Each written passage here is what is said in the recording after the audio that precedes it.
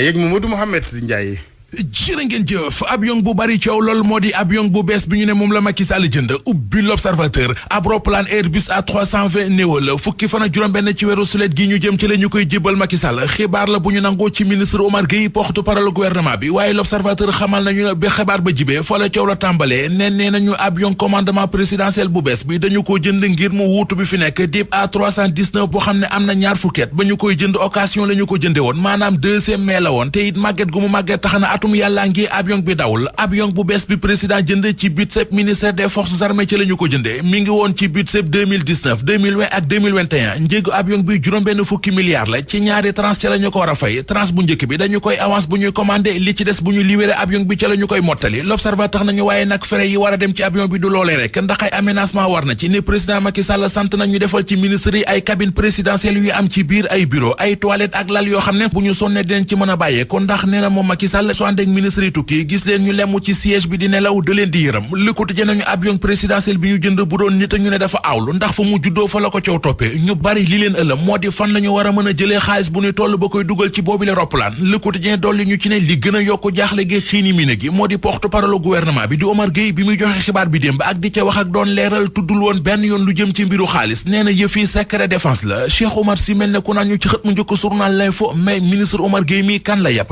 kañ lañ jëndum avion doon secret défense ci réew mi avion commandement présidentiel bi waral coow li yéenekaay bi nee nañu téeméeri milliards la jar lii Quotidien ne ko yeggul foofe roppalaan bi président Macky Sall jënd ngir ay déplacement juróom fukki milliards ak juróom-ñeent lay jar La Tribune dëggal njëg gi 59 milliards ba noppi tegal ñu ci ne ak lu avion bi mën a jar du farata ndax mënee suta nekk ci réew mi mel ne Sénégal nit ñi di bëgg a dee ndaxuk ñàkk koom-koom gi fotoñu Macky Sall nekk ci li mu nekk si ngi ñu ci bay jël lu ëpp juróom fukki milliards ak juróom-ñeent di ko dugal ci njëndum avion journal bi di laaj ndax ak fi réew mi tollu taal nañu loolee leneen lu ñu Les Échos dolli ci coow li moo di avion commandement présidentiel di A320 néo bi ñu jënd dëgg la roppalaan la bu rafet te mën a yaxanal waaye daraam wóorul moo waral ba bi ñu koy jënd am nay expert sénégalais yu ñu yónni fa ñuy defare roppalaan ba ngir ñu teewa lépp source waa wax ñu ne avion bi ñuy wax sax dafa bari ay lees waxul yu ci am benn ca moo di roppalaan bi 2018 la ko état bu Sénégal commandé woon politique ak libération mi ñu wax ne l'homme des affaires bii di Harouna Dia jot na wàllam ubbil yéenekaay bi convergence jeunesse républicain di ndawi COJER ci diwaanu Kanel ñoo doon conférence de presse démb fa la ñu ñaawloo bu baax a baax doxalin ak manipulation gi ñu ne moom la Harouna Dia di def ngir bëgg a gàkkal derub ministre environnement di Abdou Karim Sall ndawi COJER yu Kanel yi ci kàddu Ibrahima Sidiki Daaf mi leen jiite journal bi nee nañu tuumal nañu Harouna Dia nee nañu ci tànki war Macky Sall ci watay présidentielle 2024 yi ca la nekk ci ñi nekk ci waajal élection locale yi 2022 yi nañu xam ne mbir yi du yomb ca Tiwaawoon réew mi quotidien bind na yëf yu tàmbali naa jax ci week-end bii ca Tiwaawoon ne ci jamono ji nga xam ne kii di Abdoulaye Ndiaye Ngalgou déclaré na candidature ca mairie bu Tiwaawoon ca Tiwaawoon googee bari na fa ñu fa nekk ñu jàpp ne affaire bi Mamadou Diagne Sy Mbengue la te ndaje mi amoon keroog ci stade municipal ba wane na ko ñoom dañoo jàpp ne Abdoulaye Ndiaye Ngalgou cas importé la ca Tiwaawoon ndax Mboro la dëkk firnde li moo di baayam ne woon na maire bu Mboro frère amit ne woon na député bu Mboro bokkut ak Diagne Sy Mbengue mi nga xam ne doomi Tiwaawoon tigi la Al Amin moo ko tànnoon ci kaw proposition bu Macky Sall Amadou Ba aw ni tamit jug nañu fipp nañu Source A ak li Quotidien wax ñu ne ñu koy jàppal tànk moom Amadou Ba nee nañu duñu bàyyeeti benn politicien ba benn chasseur de prime mu di ñiy wut lu ñu am du jugati di dal ci kaw Amadou Ba ku ko fi defati danañ ko diggaale ak yow ànd sàmm jikko yi ak ndaje mi ñu doon def keroog ngir di ci xeex mbirum góor jigéen ak lu ko daganal ci réew mi mi ngi daanaka ci mboolem yéenekaay ñu xëyandool Le Témoin nañu niti diine yi ci réew mi ak askan yu jug nañu ànd xeex ak ngóor jigéen ngir mu bañ a dagan ci réewum Sénégal Sud Quotidien nañu fenn desul ci xeex bi